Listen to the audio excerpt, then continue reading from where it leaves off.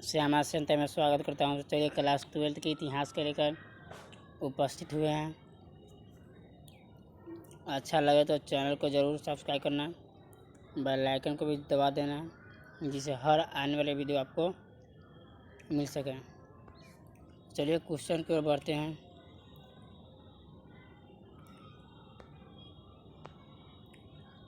पहला क्वेश्चन है कि हड़प्पा सभ्यता एक शहरी सभ्यता थी कैसे? तो हड़प्पा सभ्यता एक शहरी सभ्यता इसलिए थी क्योंकि शहर में पक्के मकान, पक्की नाले, पक्की सड़कें, नाली, अनाज रखने के लिए गोदाम घर होते थे। ये सारी सुविधा शहरों में थी। ठीक उसी प्रकार हड़प्पा सभ्यता में थी। सेम सुविधा होने के कारण हड़प्पा सभ्यता को हम नगरीय सभ्यता कहते हैं। इसको समझते हैं। हड़प्पा सभ्यता को शहरी सभ्यता क्यों कहते हैं, नगरीय सभ्यता क्यों कहते हैं?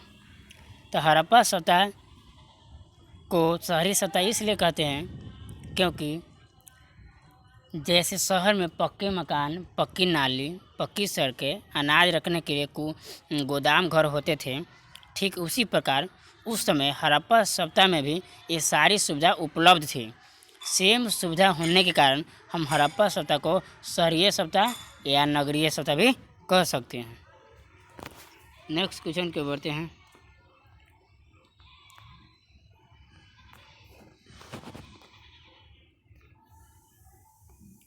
नेक्स्ट क्वेश्चन है,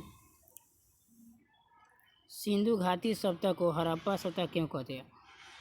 सिंधु घाटी सभ्यता को हड़प्पा सभ्यता क्यों कहते हैं? VVI क्वेश्चन है, VVI क्वेश्चन है। सिंधु सभ्यता को हड़प्पा सभ्यता क्यों कहा जाता है?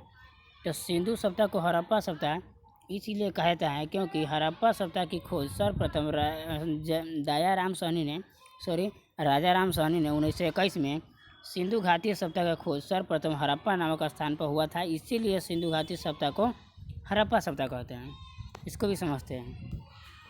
सिंधु घाटी सभ्यता को हड़प्पा सभ्यता क्यों कहते हैं? तो सिंधु घाटी सभ्यता को हड़प्पा सभ्यता इसलिए कहते हैं क्योंकि सिंधु घाटी जो सभ्यता की जो खोज हुई थी, यानी कि जो हड़प्पा सभ्यता की जो खोज है, सिंधु घाटी सभ्यता की जो खोज हुई थी, वह सर्वप्रथम राजा राम सहनी ने 1921 में सिंधु घाटी सभ्यता की खोज सर्वप्रथम हड़प्पा नामक स्थान पर हुआ था। इसीलिए सिंधु घाटी सभ्यता को हड़प्पा सभ्यता कहते हैं, जो भी पाकिस्तान में है,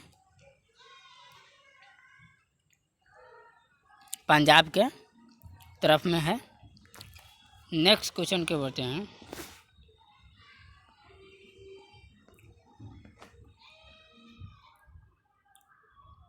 आयंगर व्यवस्था क्या है? आयंगर व्यवस्था क्या है? इस व्यवस्था के अनुसार प्रत्येक गांव को एक स्वतंत्र इकाई के रूप में संगठित किया जाता था। इस गांव पर 12 व्यक्ति मिलकर शासन करते थे, जिन्हें सामूहिक रूप से आयंगर कहा जाता था। उनके पद अनुवांशिक होते थे। इनके वेतन के बदले मुक्त भूमि दिया जाता था। आयंगर व्यवस्था क्या है? तो यह जो व्यवस्था है ना, वह प्रत्येक गांव को एकत्रित करता है। प्रत्येक गांव को एकत्रित कर उस पर 12 व्यक्तियों मिलकर शासन करते हैं। तो जिसे जो शासन करते हैं ना, सामूहिक रूप से मिलकर जो शासन करते हैं, उसे सामूहिक रूप से हम आयंगर कहते हैं। और इसके जो पद होते हैं ना, वो अनुवांशिक होते हैं। अनुवांशिक का मतलब होता है उसके पीढ़ी दर पीढ़ी, यानी कि बेटा है तो उसके बेटा ऐसे होता है, उसे कहते हैं अनुवांशिक होते हैं। और यह है ना, वेतन के बदले मुक्त भूमि दान दिए जाते हैं, यानी मुक्त भूमि देते थे। वेतन के बदले, पैसे के बदले क्या करते थे? यह वेतन पैसे के बदले भूमि दिया जाता था दान में। नेक्स्ट क्वेश्चन के बढ़ते हैं।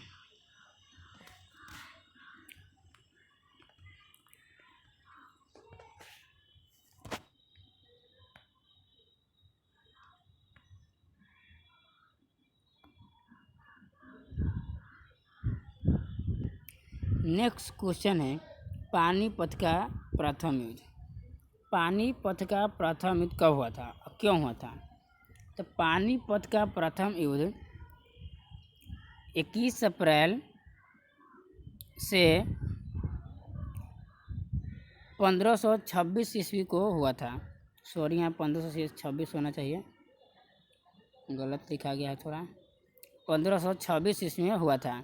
यह युद्ध बाबर और इब्राहिम लोदी के बीच हुई थी, जिसमें सॉरी, यहाँ लिखा गया गलती से,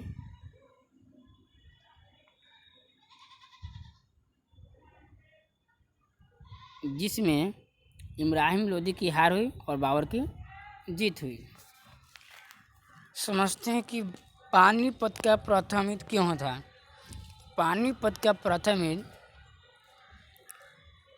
बाबर और इब्राहिम लोदी के बीच हुआ था। इसमें इब्राहिम लोदी की सेनाओं की संख्या बहुत अधिक होती है, फिर भी